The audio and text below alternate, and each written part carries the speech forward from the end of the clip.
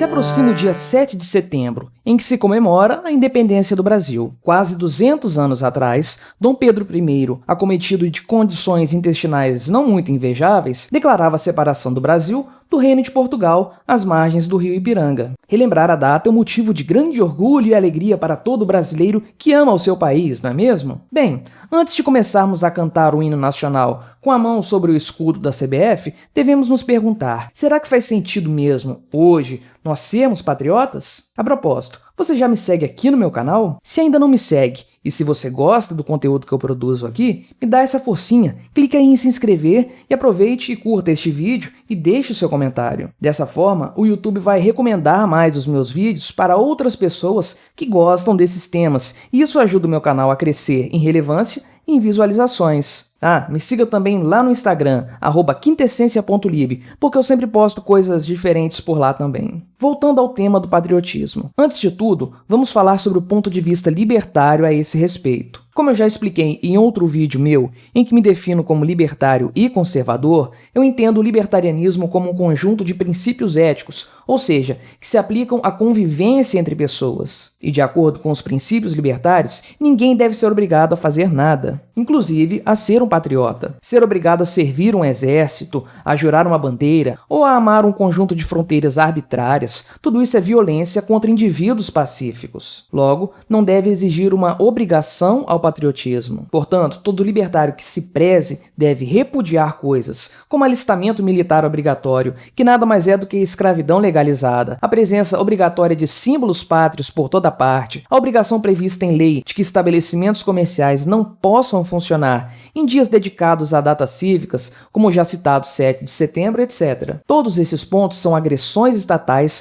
contra indivíduos pacíficos e merecem repúdio por todos aqueles que amam a liberdade humana. Isso posto, nos perguntemos então se um conservador baseado em sua liberdade individual deve se comportar de forma patriótica. E bem, a resposta a essa pergunta é um tanto quanto complexa e passa primeiramente pela definição do que é ser um patriota de verdade. Em resumo, ser patriota é amar, lógico, a sua pátria, ou seja, a nação a qual você pertence, bem como o povo do seu país, os costumes, a cultura e, eventualmente, se envolver na defesa de sua pátria contra agressores estrangeiros e também contra agressores internos, o que deixa a coisa relativamente subjetiva. Parece até simples de entender, não é? Levando em conta essa definição resumida, faz sim bastante sentido que um conservador seja um patriota. Veja só. Eu acredito que o homem é responsável pelo cuidado da sua casa, do seu lar. Ele deve ter a responsabilidade maior de trabalhar para conseguir o sustento e também deve cuidar para que a casa esteja sempre em ordem, sem que nada de importante falte. E, se for necessário, deve agir para proteger a sua casa contra possíveis agressores. Esse, para mim, é o dever básico de todo homem que tem uma família para chamar de sua. Por analogia, você pode expandir essa compreensão. Se o homem de bem é responsável por amar e proteger a sua casa e sua família,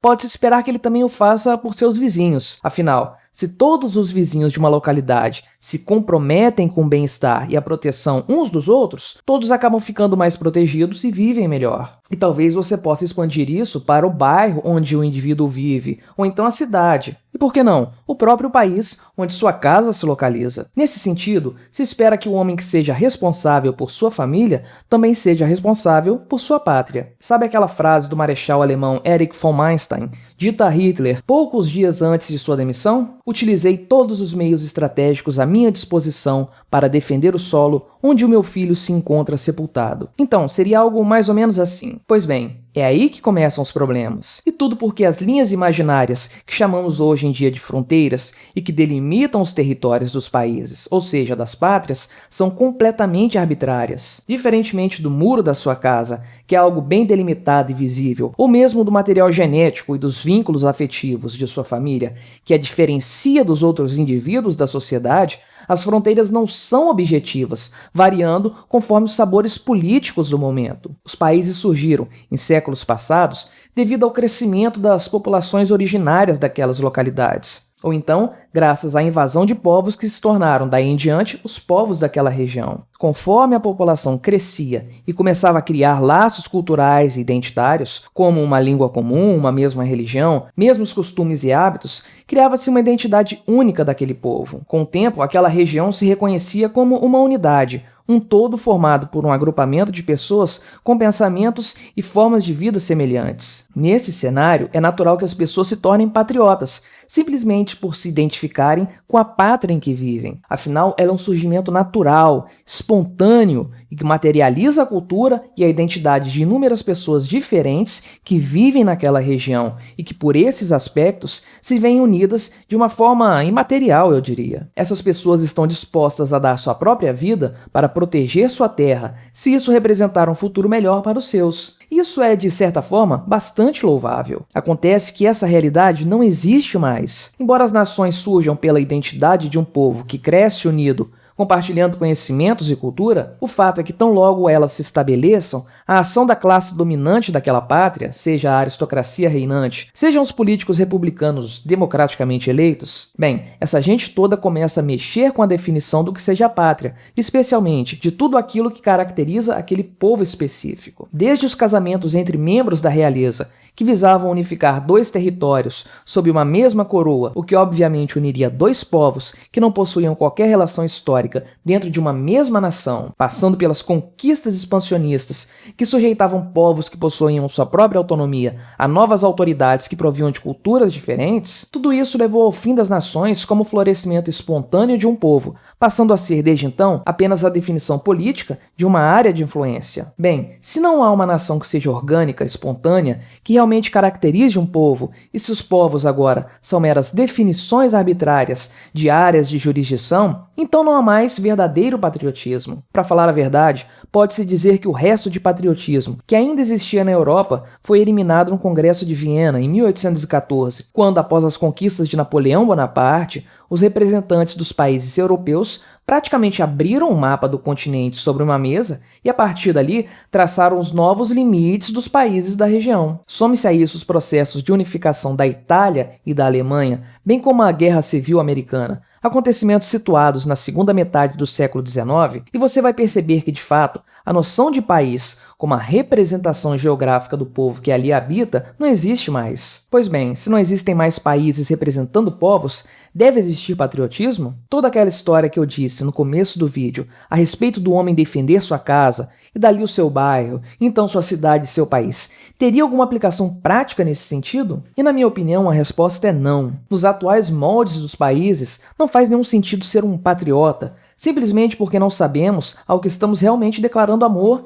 e por quem estamos lutando. O que é a bandeira que é hasteada sobre nossas cabeças? Até 100 e poucos anos atrás, ela era outra bandeira, com outros emblemas e outro significado. Os que juravam aquela bandeira não eram patriotas? Ou então, os que juram a atual bandeira é que não são patriotas? E nosso hino nacional, que também era outro, é mais patriota quem cantava o anterior ou quem canta o atual? Nordestinos, paulistas, manauaras, gaúchos, enfim, todas essas pessoas tão diferentes entre si têm mesmo que amar o mesmo território, entregando suas vidas se for preciso, para defender pessoas com uma cultura totalmente diferente da sua, sem qualquer relação de proximidade e identidade? Para mim, nada disso faz sentido, mas essa falta de sentido pode ficar ainda mais evidente. O que dizer, por exemplo, dos movimentos secessionistas? Seriam eles antipatrióticos, traidores da nação? Pense no movimento que luta pela separação da Catalunha. Aquelas pessoas se identificam como um povo diferente do restante do país, e por isso buscam sua independência do governo de Madrid. Eles não seriam mais patriotas, portanto, ao trocar a bandeira da Espanha pela da Catalunha? Eles não estariam defendendo mais o seu lar, a sua cultura e a sua identidade,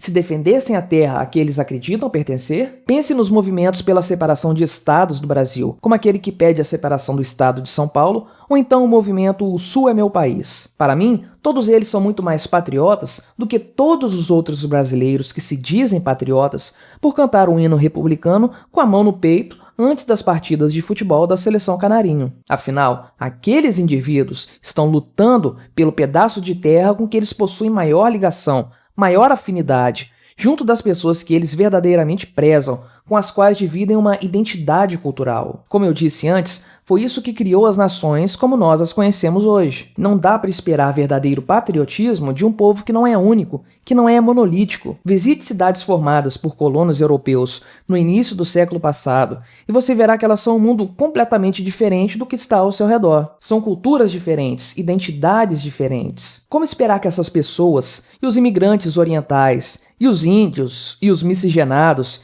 e os descendentes descendentes de negros e de portugueses se comportem como uma única massa uniforme, debaixo de símbolos culturais artificiais, criados há pouco tempo, basicamente como armas políticas. Sim, porque no fim das contas, toda a ideia de patriotismo, moral e cívica, etc., serve apenas para consolidar o poder político sobre uma população. É uma forma de manter a coesão de um povo, de maneira artificial, de cima para baixo, como um rebanho que pode ser levado de lá para cá, sob um discurso vazio de patriotismo e amor ao país. Você deve sim amar a sua terra, mas apenas aquilo que você considera como sendo sua terra de verdade. Essa é sua pátria. Se para você a sua casa é a única terra que merece o seu sangue, seja um patriota da sua casa, defenda o que é seu e jamais se deixe enganar por discursos políticos vazios que pregam uma falsa identidade nacional, seja lá o que for uma nação, por mais bonitos e contagiantes que eles sejam.